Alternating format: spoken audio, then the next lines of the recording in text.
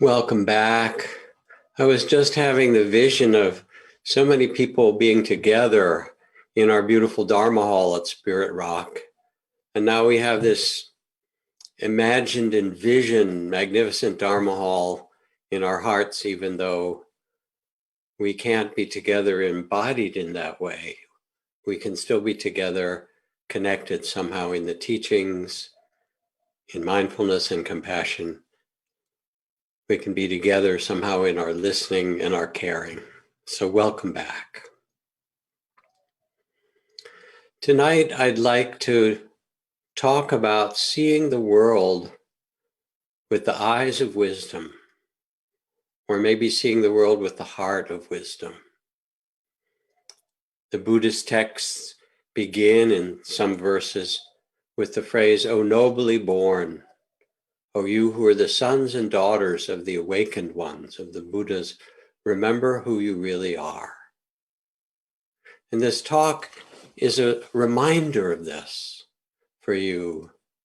Wisdom stories, some I've told before that I love, some new ones, all of them pointing to this amazing human capacity to be awake.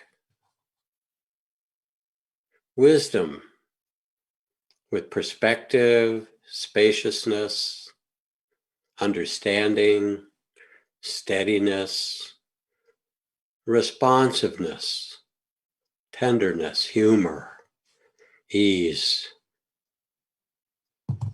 The eyes of wisdom to see the world as it is with a graciousness and an understanding of full presence to both enter the world and yet.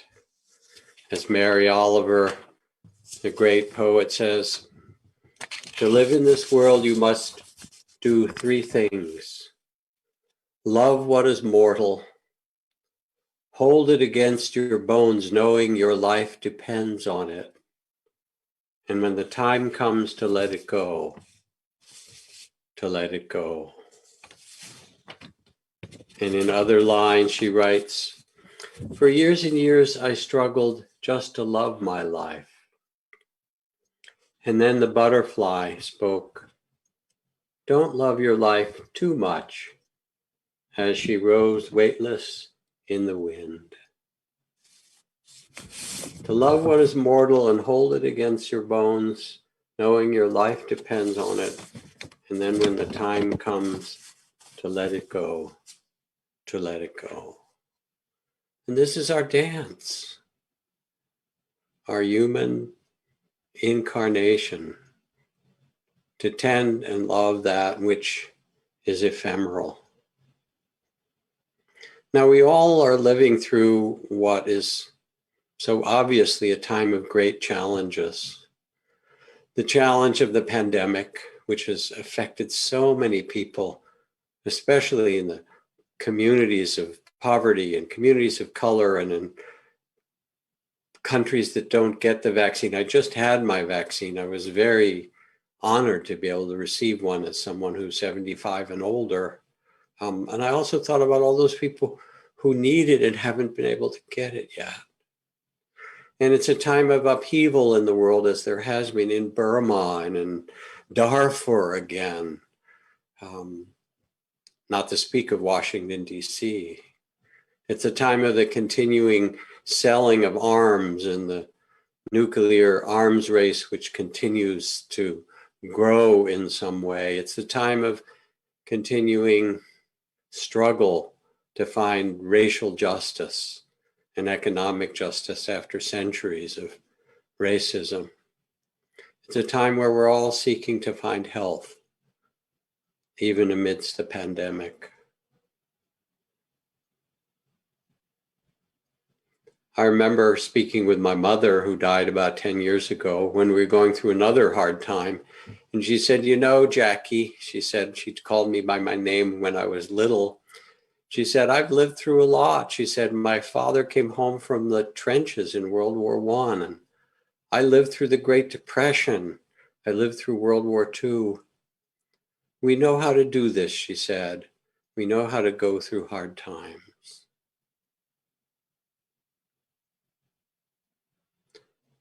Someone said, no one knows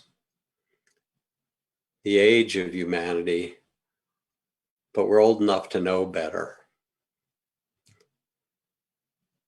It's really obvious when we hear and sense the struggles that we share as a human race, that the outer developments, which are so spectacular, and I've talked about this often, you know, the computers and biotechnology and nanotechnology and the, you know, the smartphones that have a portal into all the information across the globe and so forth, that no amount of technology is going to stop continuing warfare, continuing racism, continuing climate destruction, all the things we struggle with, continuing tribalism.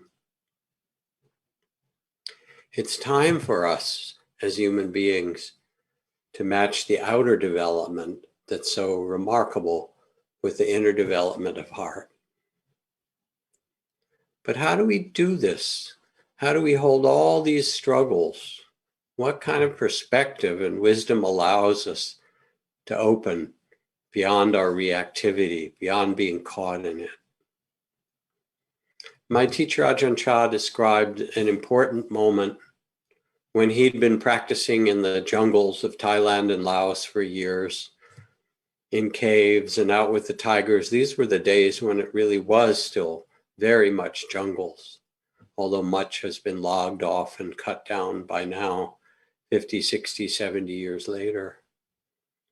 And he went to see the greatest master of the day on the border of Laos, another Ajahn or master, Ajahn Mun, and told him about all his meditation experiences, his insight, his struggles, the visions he came, the bliss and rapture, the understandings.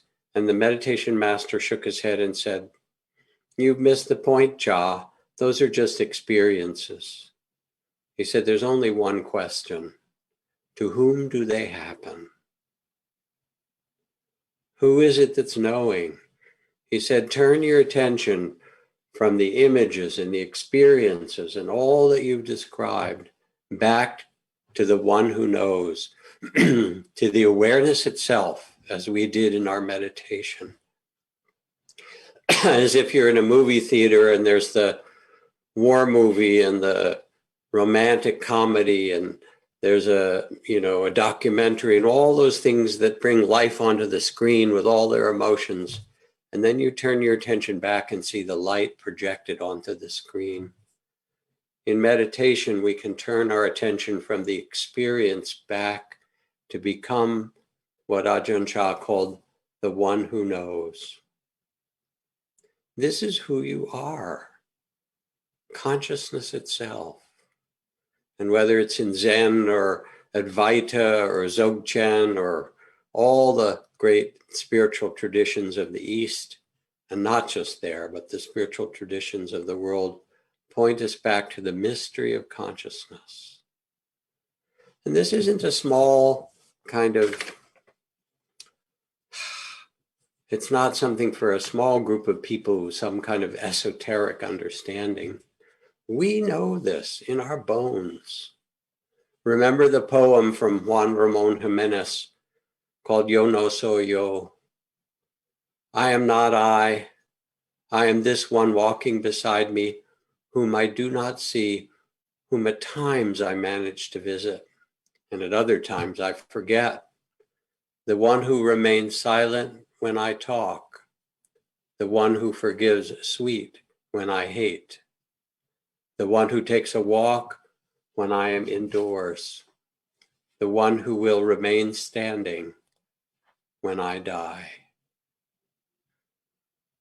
And we all know somehow this sense that we're not just the experiences that happen, that who we are is this mysterious witness of it all. And it happens in shock sometimes, in an accident, or a diagnosis or the death of someone around, and all of a sudden the gates between the worlds open and the sense of mystery arises. And we're so wedded to our ordinary identity, and then it becomes shaken.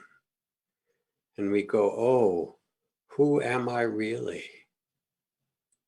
We are the consciousness. We are part of this great dance of life that the Buddha called the star at dawn, a flash of lightning in a summer cloud, an echo, a rainbow, a dream. All the forms appear and disappear. And underneath it, when we get silent, we become the witness itself. And then our heart becomes tender and open to the mystery. My friend Roger Walsh, a great meditator and meditation teacher, at one point decided to, as a scholar, read through the entire Encyclopedia of World Religions, many volumes, from Ahura Mazda all the way to Zoroaster. And I asked him, what did he learn from it? And Roger said, what I learned is that each of these religions had a story, the origin of life, the nature of good and evil, how we might behave, what created this world. He said, and when I read one story after another, I realized that they were all stories that we place upon the mystery. When we stop, even in these troubled times, and especially in these troubled times, and sense the mystery, our heart can become quiet and more tender. And even the suffering, which there is a great deal of, is held in a different light. Like Zen Master Isa, who wrote this poem, dew evaporates, and all our world is dew. So dear, so refreshing, so fleeting. How ephemeral it all is. But now listen to this poem again, for he wrote it on the death of his 7-year-old daughter. Dew evaporates, and all our world is dew. So dear, so refreshing, so fleeting.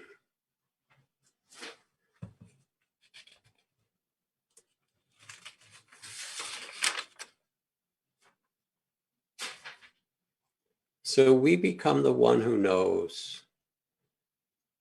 We become the wise and loving witness of it all. As we did in our meditation, we become the loving awareness that sees the ephemeral nature of life with tenderness. But then what? I'm thinking of sitting with kids in the back of the car and we've had some great adventure. And then they speak up and they say, now what? Now what? So now you remember that you are consciousness itself. You have the perspective of loving awareness. You become the wise witness. And now what? Remember that the word for mindfulness in Sanskrit, Pali, is sati, but it's a compound word, sati sampajanya, which means mindful presence and mindful response. It has two parts. So with wisdom, with the spaciousness of loving awareness, this vast perspective, we then also become responsive, steady, tender. From this vastness, we see the world and we love it. We become that loving awareness. With this perspective, we're able to see the cycles of life. I think of my dear friend Ari Ratana, who is the Gandhi, the sage, the Martin Luther King of Sri Lanka, an extraordinary being who started Sarvodaya that got people in half the villages of the world to help one another, build schools and dig wells and support one another and feed one another, amazing things. And he intervened in the middle of the Civil War that was so terrible. And in the middle of that Civil War, when the Norwegians were trying to broker a peace treaty, he called all of his followers to the great temple of Anuradhapura the oldest temple in Sri Lanka, and 650,000 people came.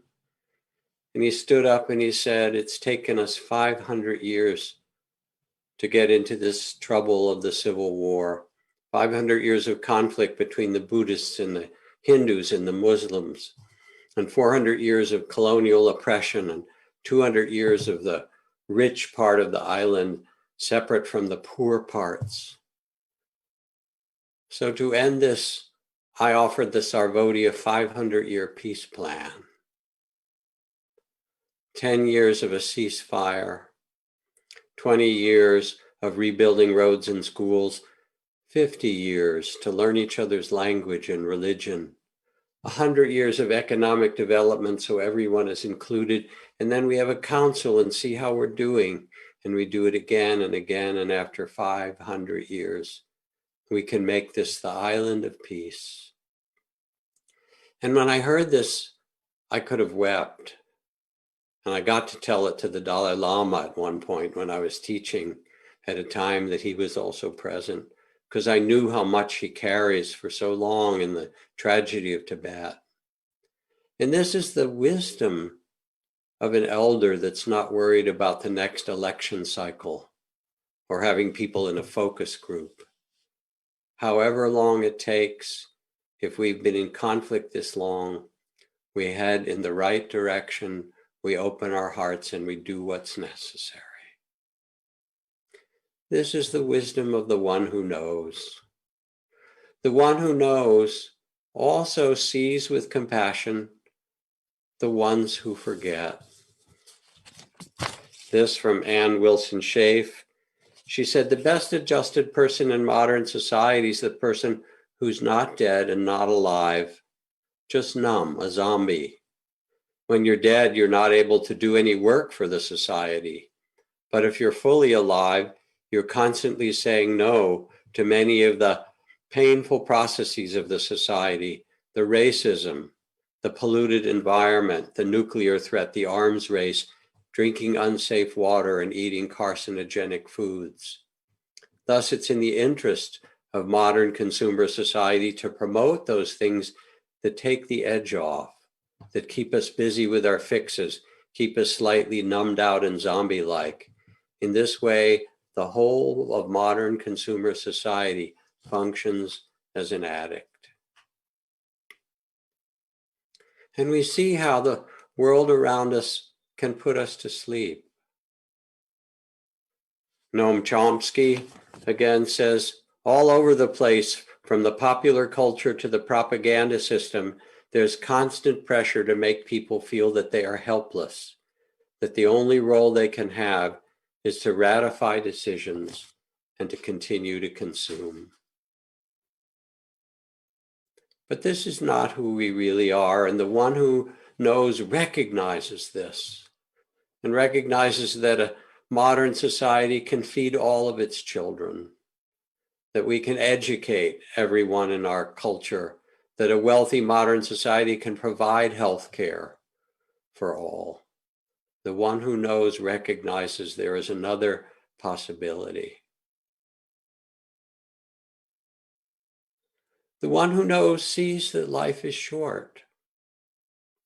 What will you do with your one precious and wild life? Asked Mary Oliver. Carlos Castaneda's teacher, Don Juan, suggested we take death as an advisor, keeping death over our left shoulder. And every morning in the monasteries where I lived, it would be dark and we would gather together and sit in meditation before the breaking of dawn to go out with our alms bowl. We'd sit in silence with candles, and then we'd do our morning chanting. And part of our chanting was a reminder, life is short, death will come. It is all evanescent. What matters then? Did I love well? Did I live fully? How could we not love everyone? I remember being in this very big hospital on the East Coast when my twin brother was dying of blood cancer. I spent months visiting him, as did my other 3 brothers. We all quite close and love one another.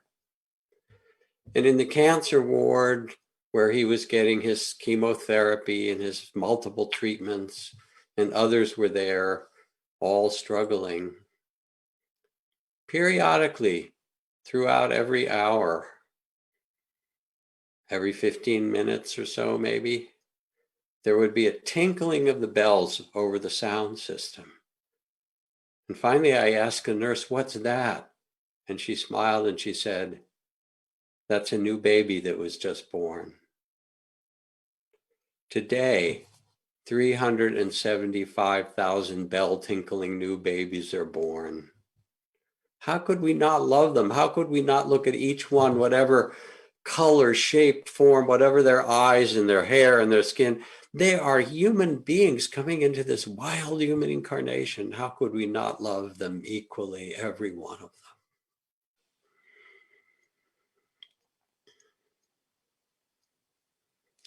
In this short life that lasts only an hour, how much, how little is in our power?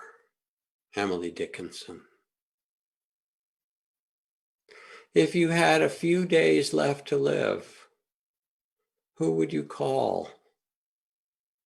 What would you say or do? Why are you waiting, my friends?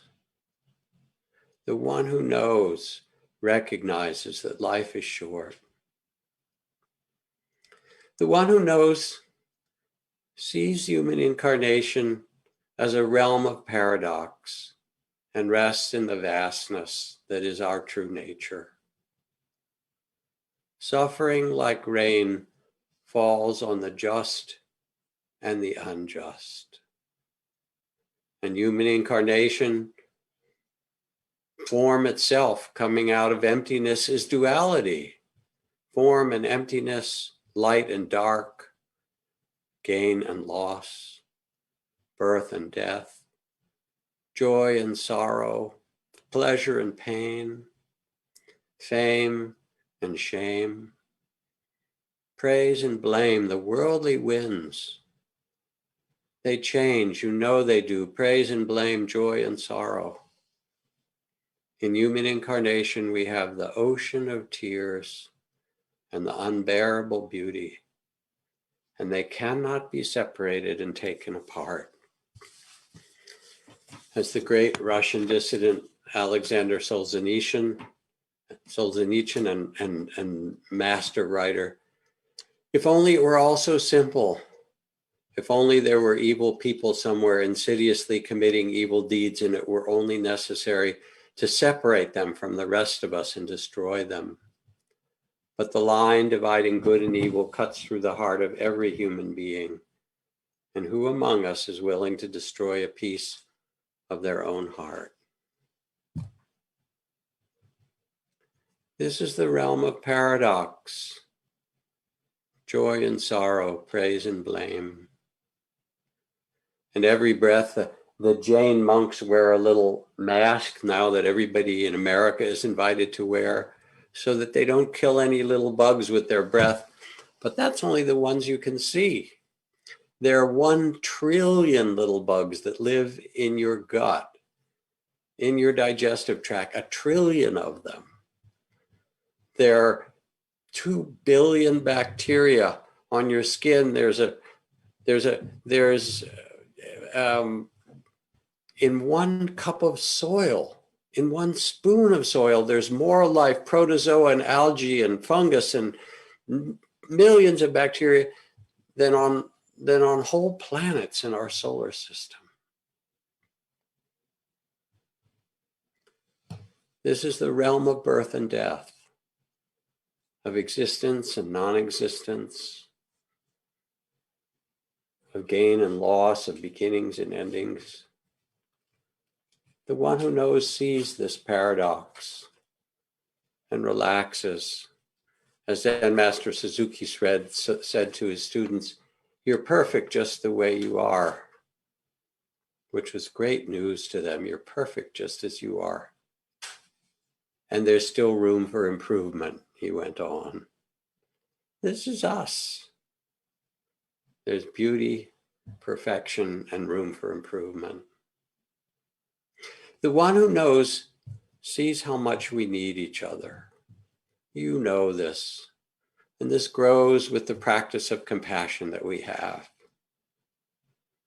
As my teacher and friend 𝐜𝐭 said, this can either be a dog-eat-dog world, or we can feed each other. No one can do it alone. No one can exist alone. We so need one another. Mr. 𝐤𝐤𝐭𝐡, who was a prominent Chinese dissident, jailed and tortured for 10 years, for speaking out about the injustices in his community, for writing about the things that were harming people. And to be released from his torture, all he had to do was to sign a paper saying his thinking had been wrong, and he now saw it another way. And every time the paper was brought to him, he looked at it, and then he said, I could see the faces of the villagers in my community and all they'd suffered. And I realized I couldn't sign it. They were with me. They are with me. And I think of 𝐼𝐚𝐸𝐴𝐚, now under house arrest again, and she fell from grace when she did not stand up against the military for what they were doing to the Rohingya. But I understood then and much more now, how she was trying to keep the military from taking over the entire country, bending in some way, hoping that she could keep democracy. Sadly, that didn't work. But the one who knows understands we're in this together. We need one another. We're part of one another. I was sitting with Zen Master 𝐼𝐚𝐸𝐴𝐚 at a teaching one day for a small group of us who were teachers. And someone raised their hand and said, Thay, is there such a thing as group karma? And he asked them, what makes you ask? And Thich Nhat Hanh said that, what makes you ask? And the student said, well, I wonder about the war, the American war in Vietnam. So many millions of pounds of bombs, so many people who are killed. And I wonder what about the Vietnamese? Do they have a particular karma that made the war happen to them? And he got very quiet and maybe a little bit sad. And he looked up and he said, the war didn't happen to them. It happened to all of us. And the one who knows sees this, that our lives are entwined with all the beasts, as Chief Seattle said, for what happens to the beasts happens to mankind. A story for you, this from Karen Ziegler. When I graduated from nursing school at age 40, the only job I could get was at a Veterans Administration hospital. The work was a challenge in every possible way. It didn't help that the veterans teased me relentlessly, asking over and over if I was married. I am a lesbian. My growing discomfort with the question seemed only to egg them on. Meanwhile, caring for them required a great deal of physical intimacy. While changing a dressing or washing a severely ill patient, I often could tell it had been a long time since he had been touched with kindness. Gradually, I came to love the crusty old vets and the stubborn guys in detox, many of whom were homeless. Their spirit and resilience in the face of tremendous adversity were a kind of miracle. Later, I worked on the psychiatric ward where patients could become argumentative, even aggressive. I sometimes didn't feel safe there, especially after it occurred to me that all these troubled veterans were combat trained. Once, a large psychotic man approached me in a threatening manner. Just as I was starting to worry, an equally large Vietnam vet with dementia quietly came between us. Several other vets seemed to appear out of nowhere, and they stood nearby in silence. I felt safe. I retired now, but I still volunteer on that ward twice a week. I feel like I'm visiting my family. The one who knows in you sees that we are in this together, how much we need each other. This is compassion. The one who knows also understands happiness, that happiness doesn't come from possessing.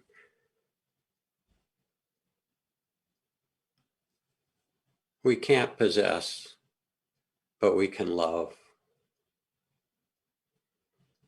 And it grows like the practice we do of mudita, of shared joy. Maya Angelou writes, "It's a wonderful day. I've never seen this one before." And we can have the experience of gratitude. It's not happiness that makes us grateful. It's gratitude that makes us happy. There's a story of Socrates where he liked to go to the market. And his students asked Socrates, "Why do you like to go to the market?" And he laughed. He said, "I like to go to see all the things I'm happy without." It's not how much you get, it's how much you give. And joy is not a luxury, and it's not a privilege. It's an expression of love. It's the heart saying, "Yes, I belong here." Amidst the tears and the injustice and the beauty and the hope. From an Inuit poet, 𝐤𝐤𝐿, who writes, "The great sea has set me in motion, set me adrift, moving me like a weed in a river. The sky and the strong wind have moved the spirit inside me till I am carried away, trembling with joy." Joy is not a luxury or a privilege. Andreas 𝐜𝐸 called it a moral obligation. It is gratitude that makes us happy. And the one who knows understands that happiness is not based on things, it's the happiness beyond conditions. The one who knows in us sees with the eyes of the beloved. And you know, in almost every indigenous and traditional culture, the terms of endearment are family terms to everyone they meet. "Oh, brother, oh, sister," and all these countries that I've traveled in Africa and Asia and various places that I've been. The men hold hands. It's a beautiful thing to see. They're not so frightened and homophobic as the men in this country have become. "Oh, brother, oh, sister, auntie Kamala Harris, Uncle Donald." You know, we all have wild uncles. We know this. Grandfather.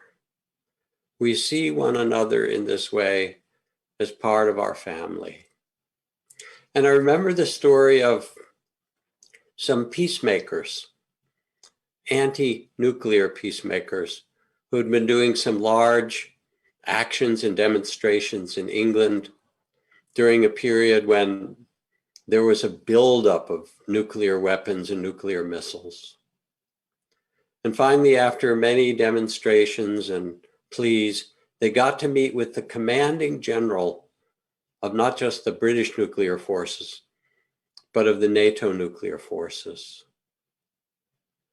And when they met with him, he wondered what they would say. They certainly thought about it for a long time before they sat down with him, worried about the explosions that could wipe away an entire city or population.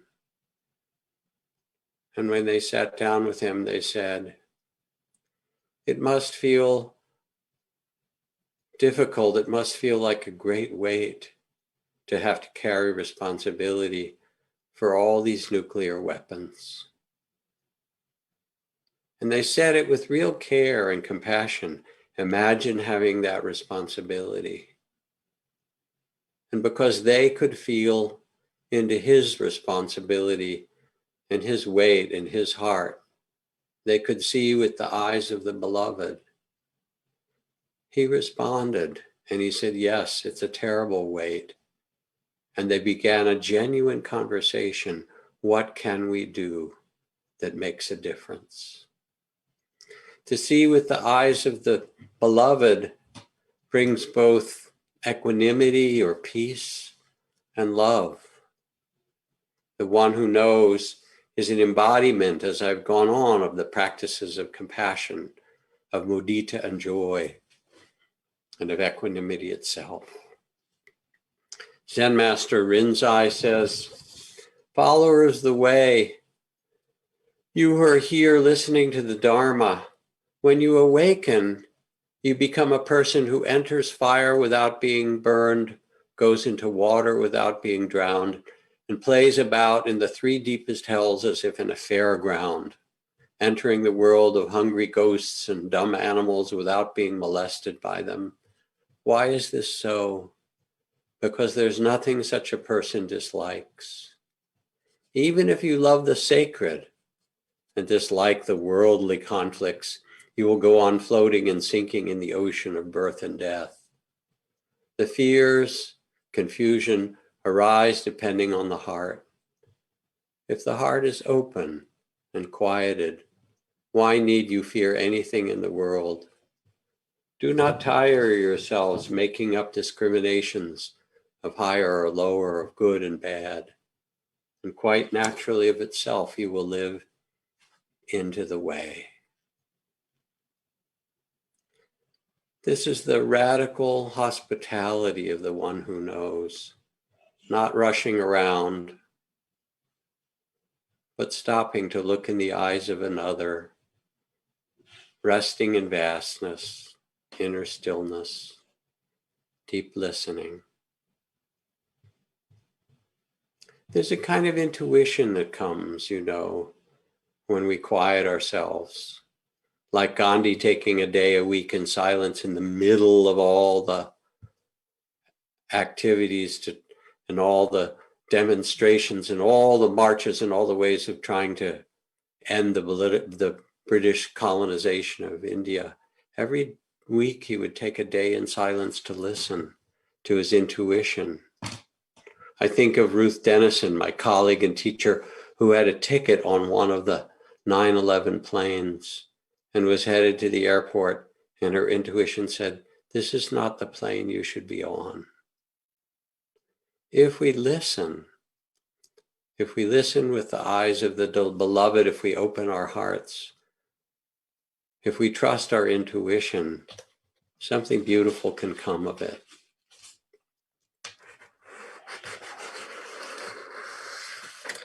I remember again the story of Vinoba Bhave. Vinoba was the most prominent disciple of Mahatma Gandhi. And after Gandhiji was assassinated, Vinoba was heart-stricken and the whole Gandhian movement fell apart. But half a year later, people began to gather and say, we need to resume our work. We need to resume the care of making a new nation and making one that's built on care for all beings who are here, for justice, for things that were at least in their minds, even if they weren't able yet still to fulfill them. And they asked Vinoba to lead the meeting. And he said, no, I don't want to be the leader. Gandhi is gone. We must do something different. But they pressed him. Please, Vinobaji, you must come. So finally he agreed. He said, I will come if you postpone it for 6 months. And he walked from where he was on one side of the Indian subcontinent all the way to the other side, to the meeting. He said, I want to walk. and I want to listen. And he came to a village that was very poor, rural village, and most of the farmers were untouchables, outcasts who were working the land of the richest people in the village. He sat under the great tree in the center of the village, and in the spirit of Gandhi said, I come with the spirit of Mahatma Gandhi himself, with whom I worked. Let me listen to you. And they laid out their great plight. And they said, we have nothing. If only we each had a little bit of land, we could grow food for our families and for the village. And as Vinobaji listened to all of them and reminded them of the great generosity and heart of Gandhi, who'd been assassinated, with tears, one of the richest men in the village stood up and said, how many acres do they need? There were 12 families there, 5 acres each, 60 acres. He said, I have land. In honor of Mahatma Gandhi, I will give them 60 acres, 5 acres each. And Vinobaji said, no, go home, talk with your family first before you give this away. And in the morning they reassembled. And the man said, yes, I wish to offer. And the villagers joyfully received it. And then Vinoba took his walking stick and went to the next village and sat under the tree in the center, the gathering place, and heard similar stories from the poorest in the village, and told the story of what happened in the prior village, in the spirit of Gandhi, how this man had stood up. And Vinoba, as he told the story, looked around and said, how many of you are struggling? And there were 30 families. He said, so how much land would you need? 150 acres. And inspired by the story that Vinoba told, another of the rich men of the village stood up and said, in honor of Gandhiji, I will give 150 acres. There was a celebration, and Vinoba kept walking, and by the end, when he reached the conference, he had gathered 2,800 acres for the poorest villagers and began what was called the Bhudan land reform movement, where he and his colleagues walked on foot for several years across every province in India and collected 14 million acres of land gifted to the poorest of the poor in honor of Gandhiji. It was the biggest land transfer in the history of the modern world, all done as offerings, but all done because he was the one who knows. He rested in that heart that said, let me listen with the eyes of the beloved, to see them all with the heart of compassion and listen deeply. And when we do, we become guided. You know, when we rest in the one who knows, there's a kind of grace that comes if we can quiet ourselves. O nobly born, say the Buddhist texts again, remember who you really are. Remember, you have within you the great heart of a Buddha. This is your true nature born into you. You are unique. No one in all the billions of galaxies has ever been quite like you. And among the sages that I've seen, the grandmothers and grandfathers, some of them are merchants and some of them are healers, some of them are shamans, some of them are politicians, some of them are courtesans when you read the old texts. In every form, whoever you are, there is a fundamental nobility and dignity. You are consciousness itself, wending your way through this mysterious incarnation. And the story says that you've wandered, parched and hungry, searching for fulfillment in the heart. And yet in this old story, the one who loves you sewed into your robes a jewel. You, the richest woman, the richest person on earth, have been going around begging. If only you look in the hem of your garment, say the Sufi masters, the jewel has been sewn in there for your benefit. O nobly born, you are consciousness. You are loving awareness itself. Remember this. Yes, there is suffering. Yes, there's grief and death. Yes, there's injustice. There's also dignity and trust and a freedom of heart. And it is exactly where you are to be found. It's found in a prison cell when you're Nelson Mandela. It's found in the work you have, whatever it happens to be.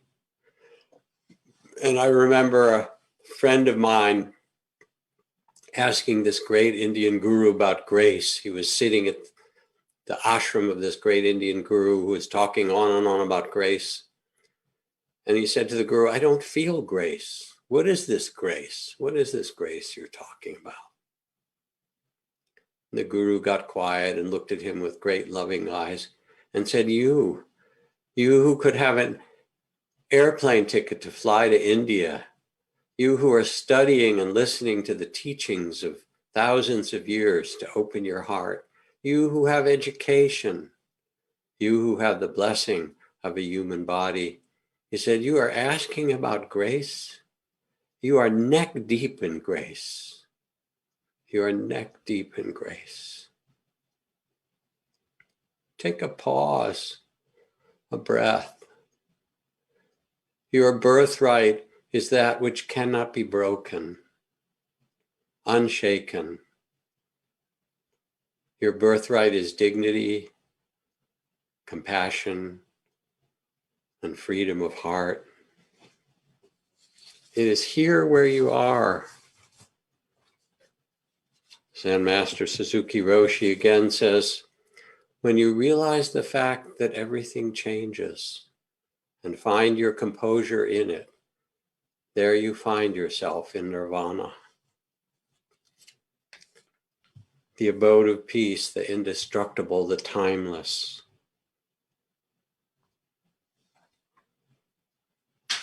My teacher Buddhadasa called it the great public health measure, everyday nirvana.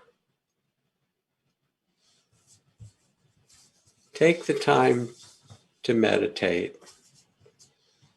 Do the practices of compassion, of joy, of equanimity. Practice being the sky of awareness, rest in vastness. Be the loving awareness itself. And listen, and you will know what to do. I end with a poem from Brian Andreas called Waiting for Signs. I used to wait for a sign, she said, before I did anything. Then one night I had a dream and an angel in black tights came to me and said, you can start any time now. And then I asked, is this a sign? And the angel started laughing and I woke up smiling. And now I think the whole world is filled with signs. But if there's no laughter, I know they're not for me. Holy, holy, holy, says Allen Ginsberg. Holy, holy, holy. All of it. The world is holy, the body is holy. Holy the typewriter that writes this poem. Holy the voice, the skyscrapers, the cafeterias. Holy the mysterious river of tears under the streets. Holy the vast lamb of the middle class and the crazy shepherds of rebellion. Holy San Francisco and New York and Peoria and Paris and Tangiers and holy Moscow and Istanbul. Holy time and eternity. Holy the desert and the sea and the visions. Holy mercy and charity and faith. Holy our bodies. Holy our suffering. Holy magnanimity, the super extra brilliant intelligent kindness of the soul.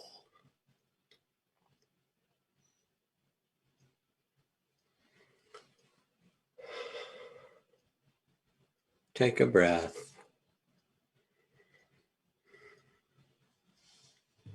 What a journey we're on, dear ones. What a journey. Remember who you are. Oh, nobly born.